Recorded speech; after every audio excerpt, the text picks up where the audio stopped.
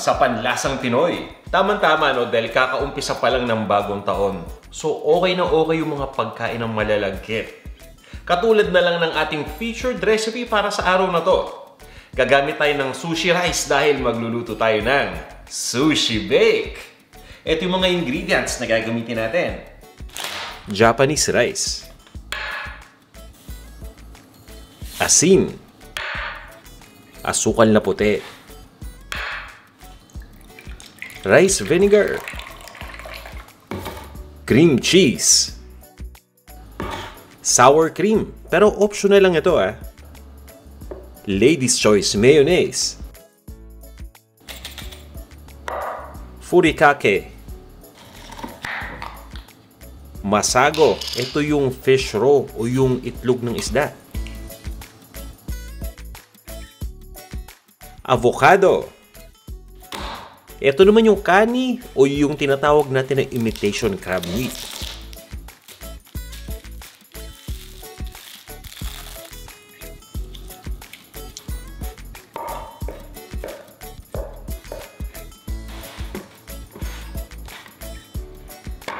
Ito naman yung cucumber o pipino. Haba no? Pero hindi natin gagamitin lahat yan Portion lang nito ang gagamitin natin. Huwag kayong mag-alala, yung matitira dyan. Gagawin natin cucumber salad mamaya yan.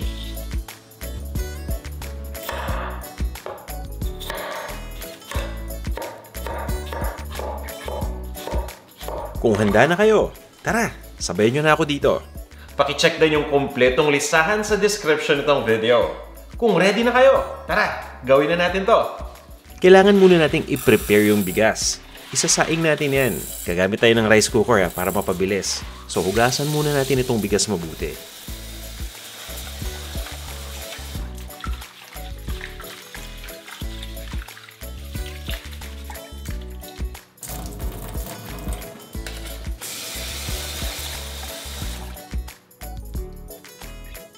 Ilalagay ko na dito sa rice cooker at pabayaan lang natin itong maluto ng tuluyan.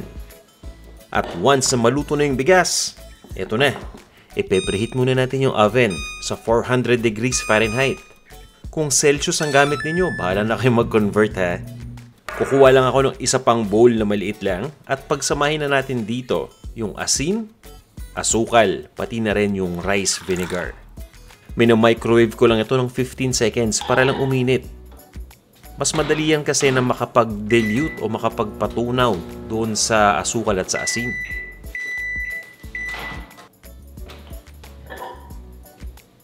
Haluin lang nating mabuti Nilipat ko lang yung kanin dito sa isang mixing bowl. Ngayon, pagsamahin na natin yung kanin pati na rin yung vinegar mixture.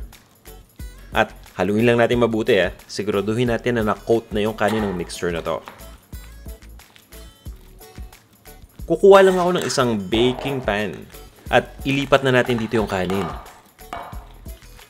Isa-spread ko lang ito. Basta importante, medyo compact at ipapantay lang natin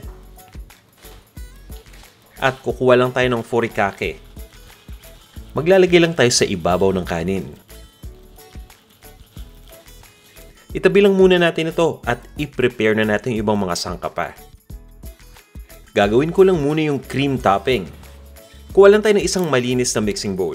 Pagsamahin natin dito yung cream cheese. Sour cream. Optional lang ito So kung wala kayong sour cream, okay lang yan. Huwag na kayong bumili. Pero ito yung importante. Kailangan natin dito ng Ladies' Choice mayonnaise. I-mix lang natin mabuti lahat ng mga sangkap na yan. Ilagay na natin yung kani o yung imitation crab meat. Haluin lang natin at ito na rin yung cucumber. Pwede ka dito maglagay ng asin kung gusto ninyo.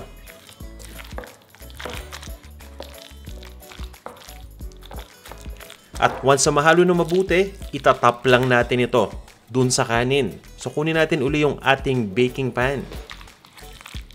At spread lang natin ito.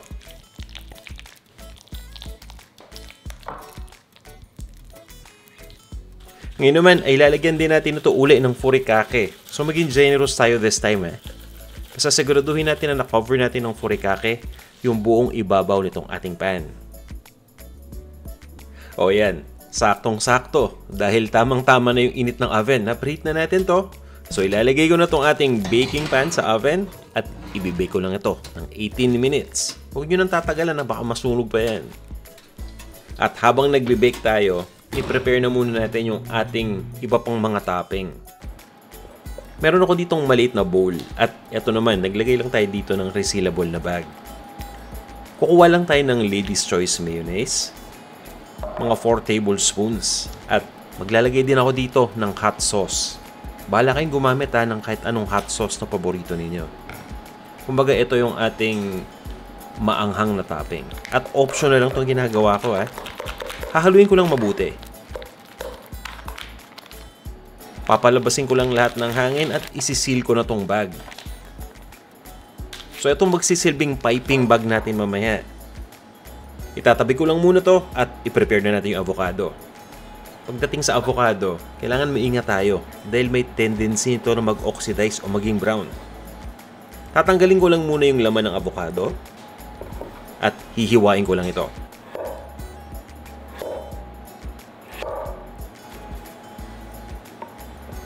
Meron ako ditong lemon. Maghihiwala ako ng maliit na bahagi at ito pipigain ko lang sa ibabaw ng avocado. Nakakatulong itong lemon juice para ma-prevent na mag-brown o mag-oxidize itong avocado natin.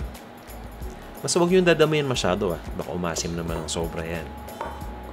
Yan, iset aside lang muna natin. Habang nag-aantay na mag-bake, tingnan mo, nakagawa pa tayo ng cucumber salad. Dahil napakadali naman talagang gawin yan, di ba? Pwede natin itong kainin on the side o gawin nating side dish sa paborito nating inihaw o pinirito na ulam. Nakita nyo naman, ready na tong sushi bake natin. Pupormahan lang natin yan, nalagyan pa natin ng mga topping para talagang sulit na sulit, diba? At masarap. Ito na yung fish roe o yung masago. Napaka-optional itong ingredient na to. Hindi nyo talaga kailangan. So kung wala kayong ganyan, huwag nyo nang isipin kung saan nyo bibilin. Okay lang yan. At i-arrange din natin sa ibabaw yung avocado slices.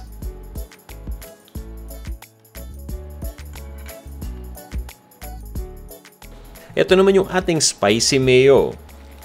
I-drizzle lang natin. Hindi naman kailangan maganda. Basta importante na lagyan lang natin yung ibabaw. Yan, kompletong-kompleto na. Meron akong isa pang optional ingredient na kung sakali lang meron kayo, pwedeng-pwede ninyong ilagay. Ito yung tinatawag na poke sauce. Mag-drizzle lang din tayo sa ibabaw. At ready na to. Ang ginawa ko kanina ay nag-cut lang ako ng nori sheets para sumakto lang na ilalagay natin dun sa ilalim nitong ating sushi bake. So isa-slice ko lang tong sushi bake at ilalagay ko na dun sa aking na-cut na nori sheet. Ayos na. Eto na ang ating sushi bake. Tara na. Kain na tayo.